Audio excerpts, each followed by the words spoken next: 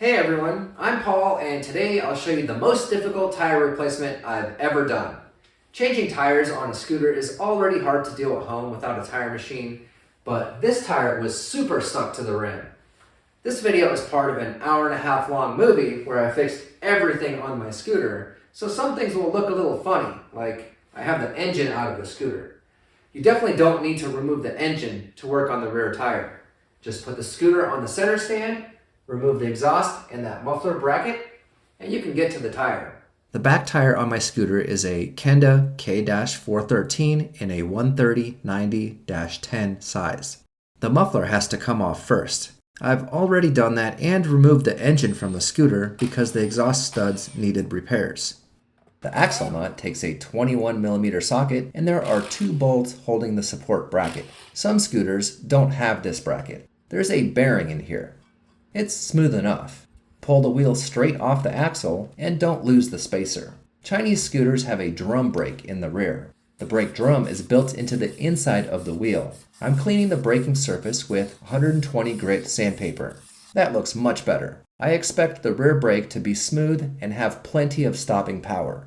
While the wheel is off, let's replace that worn out tire. This Kenda K761 is an excellent choice. The big knobs give it a rugged off-road look, but it's still smooth enough to work well in town. This tire wasn't available when I was making the video, so I bought the Shinko SR426 instead. This one also has a nice knobby tread pattern. Most scooters use a bent valve stem to make it easier to inflate the tires. I've had very bad luck with these Chinese valve stems. The rubber at the base tears very easily, and I've ruined a couple of these during installation. If you just buy regular car valves from the auto parts store, they're actually a lot more durable. They use a better quality rubber, so they don't just break when you pull on them.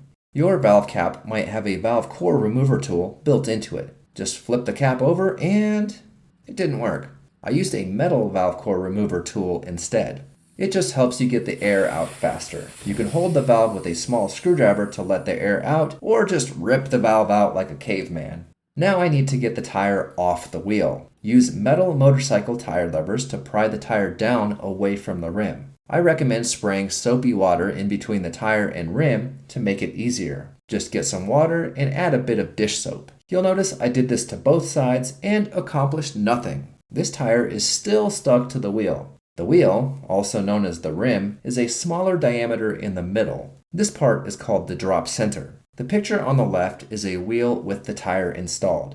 My goal is to push the tire bead into the drop center of the rim. Because the drop center is smaller, the tire will be loose and can come off the wheel. Pushing it by hand didn't work, so I'll need a bit more force. Maybe this C-clamp will get the bead unstuck from the rim. With the clamp pushing on the tire, I still wasn't able to get the tire levers between the tire and the rim. If this happens to you, just give up and take it to the scooter shop. They'll charge you $20 and use a tire machine. This is a DIY video, so I will replace this tire myself. My vise is big enough that it was able to grab the tire and push it off the rim. There it is. The backside of the tire is no longer stuck to the rim. I put this block of wood here to hold the wheel and pushed against the rubber on the front of the tire. And there it is. That was way too hard. Okay, now spray the bead of the tire with soapy water. I'm using my foot to hold the tire down into the drop center of the rim and prying the opposite side up over the rim. Move one tire lever over and get some more of the bead off the rim. Remember to keep pushing the other side down into the middle of the rim. Once you get about halfway around, the tire should be loose. Now let's get the second bead off the rim. Here you can see I have the bead in the drop center and I just need to get it the rest of the way off. This turned out to be the most difficult tire replacement I've ever done. I think the rubber in this tire is stiff from sitting outside for many years. I switched out the tire levers for the 2 biggest pry bars I own.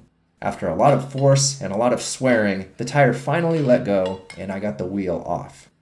Cut the old tire valve or just rip it out with pliers.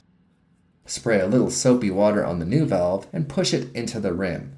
Install the valve cap to protect the threads and gently pull it with pliers until the valve is seated. There's a special tool for this, but I don't have it.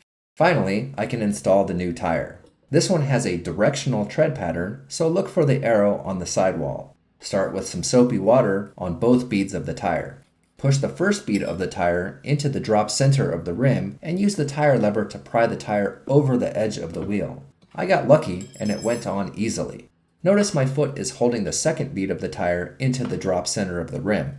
Work your way around the tire with levers and make sure the opposite side stays in that drop center. That was so much easier than the old tire.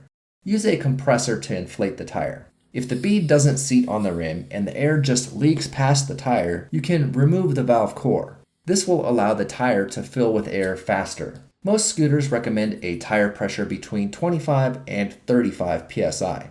Go higher pressure if you're fat or riding with a passenger. Lower pressure will give you better traction off-road, but will slow the scooter down. Now I'm ready to reinstall the wheel. Slide it onto the axle and don't forget the spacer. Not all scooters have this axle support bracket. The bracket is held onto the engine with 2 bolts. The lower bolt is longer than the upper bolt. Always use Loctite on bolts. Chinese scooters have a tendency to fall apart, so they definitely need some help. Start the bolts by hand so you don't cross-thread them. You can use an electric impact to save time, but the final tightening must be done by hand. The torque spec is 18 foot-pounds if you want to be one of those torque wrench snobs. Clean the threads on the axle and add Loctite.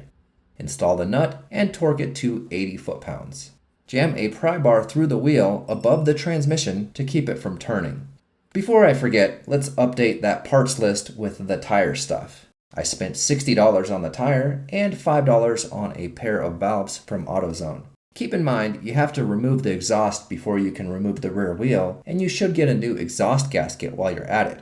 If the tire isn't horrible and stuck like mine was, and the exhaust cooperates, you could get this done in about an hour.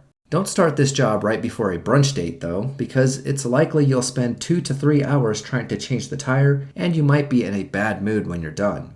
Thanks for watching, and remember to check out my Chinese scooter playlist for more repair videos.